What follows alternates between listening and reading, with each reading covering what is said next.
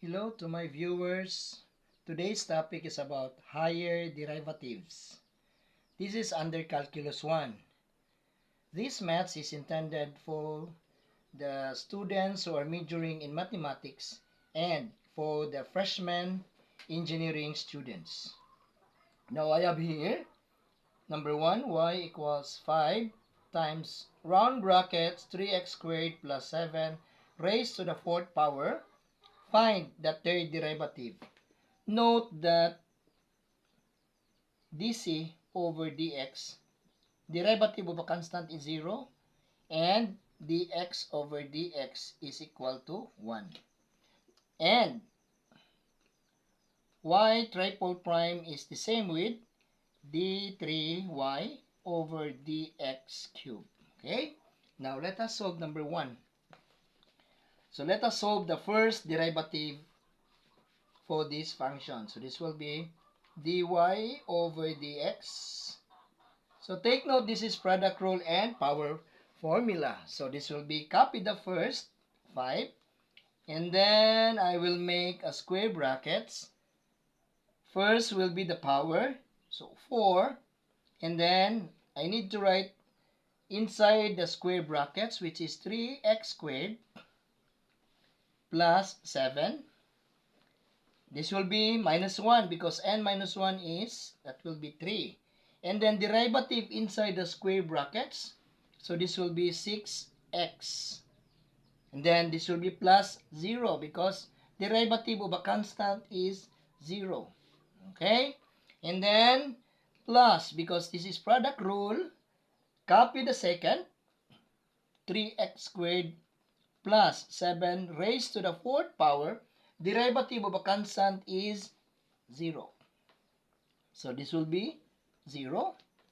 So simplify this one. So 5 inside the square brackets. So this will be 4 times square brackets 3x squared plus 2 raised to the power of 3. And then this will be 6x plus 0. That will be 6x. Close bracket. And then simplify inside the square brackets. 5. This, okay, 5. I need to write the square brackets. And then multiply 4 times 6x. That will be 24x. And then I need to copy these round brackets. And also 3x squared plus 7 raised to the third power. And I need to remove these square brackets. So I need to multiply 24 times 5. This will be 20 carry 2. 2 times 5 is 10 plus 2 is 12. So I've got 120x times square, circle brackets 3x squared plus 7 raised to the third power. So this is my first derivative, dy over dx. Okay? So I need to solve the second derivative. So this will be d squared y over dx squared. So again, this is product rule. So I will copy the first. 120x times the second. Need to write the square brackets. And then derivative of our formula is 3. Then 3x squared plus 7. 3 minus 1. So I have here square brackets 3 times square, this will be circle brackets 3x squared plus 7 raised to the power of 2. And then derivative inside 6x plus 0. And then this is product rule, so I need to copy the second, which is 3x squared plus 7 raised to the third power, and derivative this one 120 So this will be 120x. Then this will be 3 square brackets, no, round brackets, sorry. 3x squared plus 7 raised to the second power, and then this will be 6x because 6x plus 0 is 6x. Then close, then plus, this will be 120, and then need to copy this one, 3x squared plus 7 raised to the third power. Then simplify. This will be 120x. This will be 18x. And then 3x squared plus 7 squared plus 120. Then I have 3x squared plus 7 raised to the third power. Then I need to factor out. I have 120. So this will be 120 for the first and the second. So this will be 120. Then I have 18x squared. Then this will be 3x squared plus 7 raised to the second power plus this one. Oh, sorry. There is common also in here. Sorry. So this will be 120. And then this one. Common is 3x squared plus 7. Then I have in here 18x plus 3x squared plus 7 because this is cube. And then simplify 120 3x squared plus 7 squared, and then this will be 18x. This will be plus 3x squared plus 7. Or I can write this one in trinomial form. This will be 120 times 3x squared plus 7 squared.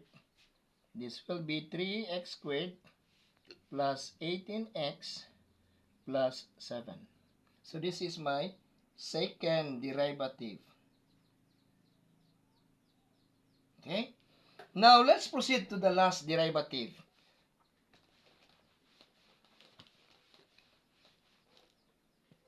So d3.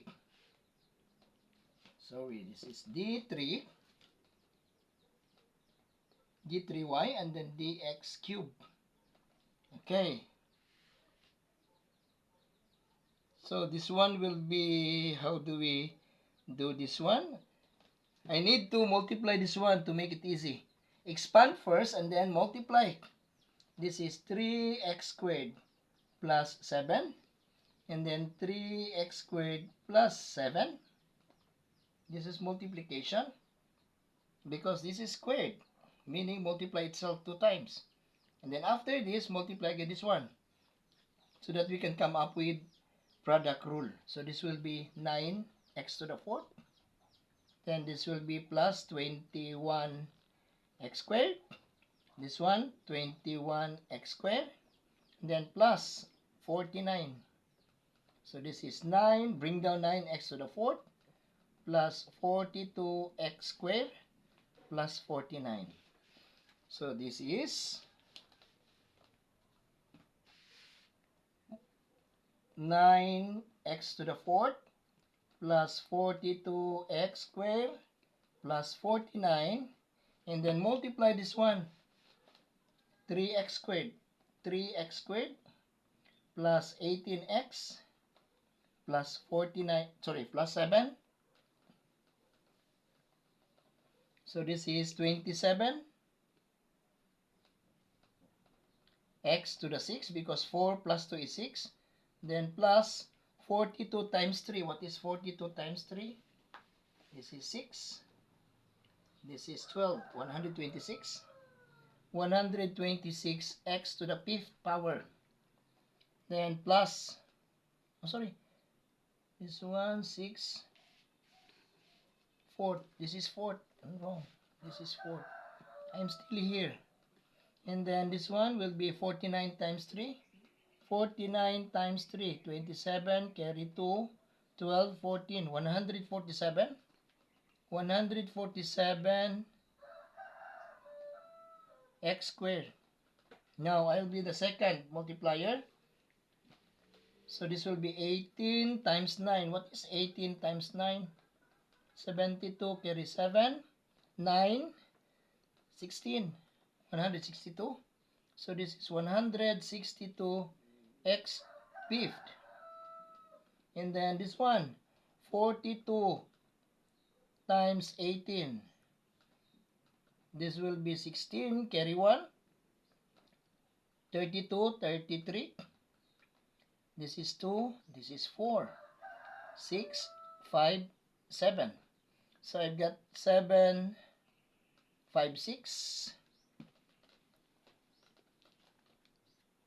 7, 5, 6 x cubed. And then the last will be 18 times 49. 18 times 49. This will be 72, carry 7, 9, 16.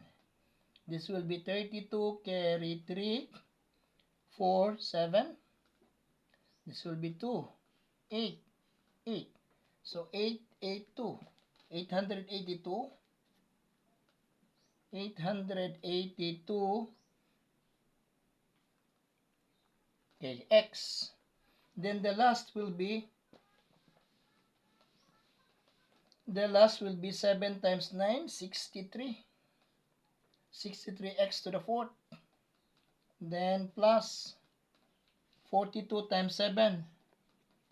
14, carry 1, 28, 29. So this is 294 x squared. And then the last will be 49 times 7. 49 times 7. 63, carry 6. 28, 34. So 343. Wow, it's very long. So bring down 27x to the 6. Then followed by x to the 5. 162x to the 5th power. Then combine x to the 4th. So 126. 126. And then the other one is 63. This will be 9, 8, 189. So this is plus 189 x to the 4th. And then next followed by x cubed. Combine x cubed. I think we have only one. 756 x cubed. And then what's the next? X squared. X squared, this one and this one. 147. 147 plus 294. 11, carry 1. 14, carry 1. 441. This is 441 x squared. Now, what's the next? X. I think only one. Plus 882x. And the last is the constant, which is 343. Okay, so that will be my second derivative. So this will be d2 over dx squared is 120 27x to the 6, and then plus 162x to the 5th power, plus 189x to the 4th power.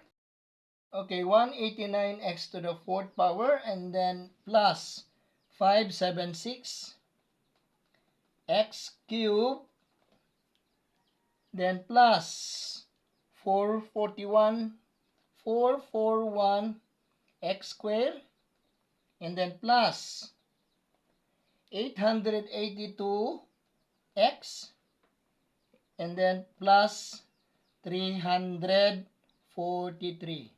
So that's second derivative. Hope I was not mistaken. Okay? Next is the final derivative, the third derivative for this function.